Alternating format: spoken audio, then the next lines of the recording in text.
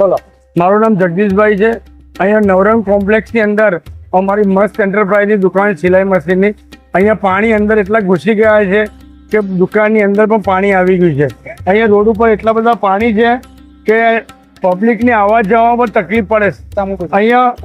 અહીંયા આ વાહન જેટલા જાય છે એટલા બધું જ પાણી સીધું અંદર શોપિંગમાં ઘૂસે છે. અહીંયા પાણીનો કોઈ નિકાલ જ નથી. અને જે રોડ બનાવ્યા છે એટલા ઊંચા બનાવ્યા છે કે દુકાનોમાં પાણી પેસી ગયા છે. તો અમારે કેવી રીતે ધંધો કરો, કેવી રીતે કામ કરવું? અહીંયા કોઈ ગ્રાહક આવે કેવી રીતે? અમારા આગળ અહીંયા તમે જુઓ તો કેટલી બધી પબ્લિક આવત જવત કરે છે. રજૂઆતો કરી છે. નગરપાલિકામાં ઘણી વખત રજૂઆત કરી છે કે આ રોડ એટલો બધો ઊંચો ન બનાવે જેનાથી અમારા શોપિંગમાં પાણી આવી જાય. છતાં એને કોઈ ગટરના કોઈ ઠેકાણા નથી. ગટરના કોઈ ઢાંકણ ફીટ છે. દર વર્ષે પાણી ભરાય છે. દર વર્ષે દર ચોમાસામાં આવે એટલે આ ચાલુ થઈ જાય. હવે અહીંયા રહેવું કેવી રીતે? દુકાનો બંધ કરી દેવી પડે એવી પરિસ્થિતિ થઈ છે.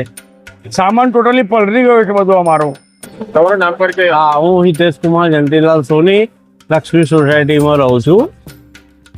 છેલ્લા 5 વર્ષથી હું અહીં રહું છું. અહીં પાણીનો પ્રોબ્લેમ ભયંકર છે. પાલિકાને કોઈ લેવા દેવા નથી.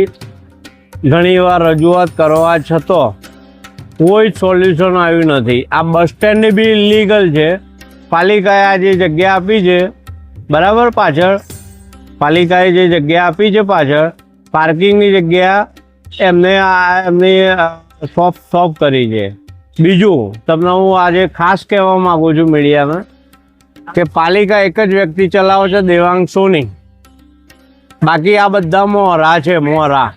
પાણીનો ભરાવ તમારે દર વર્ષે થાય છે અહીંયા? દર વર્ષે અમારી લક્ષ્મી સોસાયટીમાં દરેકના ઘરમાં પાણી ભરાય છે. વર્ષોથી રજૂઆત છે, કશું જ થતું નથી. પેલા તમારા દબાણવાળા બી આવે છે, પછી પાછળ 2 જણા આવીને પૈસા લઈને સેટિંગ કરીને જતા રહે છે.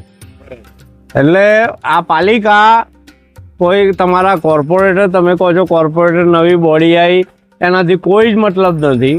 પાલિકા એક જ વ્યક્તિ ચલાવે છે, દેવાંગ સોની. શું માંગ છે તમારી રસ્તાને લઈને? પણ આ તાત્કાલિક નિરાકરણ કરવામાં, કારણ કે એનાથી આ 2-3 સોસાયટીમાં બહુ જ પ્રોબ્લેમ થાય છે. રાત્રે ઘરમાં પાણી ભરાય છે. રાત્રે અમારે આખી રાત જાગવું પડે છે. આખી સોસાયટીમાં પાણી ભરાય છે. અને આ આજનો નહીં, આ નવી બોડી આવી નહીં, એ પહેલનો બી પ્રોબ્લેમ છે. એ પહેલેથી બી પ્રોબ્લેમ છે. પણ આ બધું હવે પાલિકાના સભ્યો અહીંથી જ અવર જવર કરે છે. એમને આ નથી દેખાતું.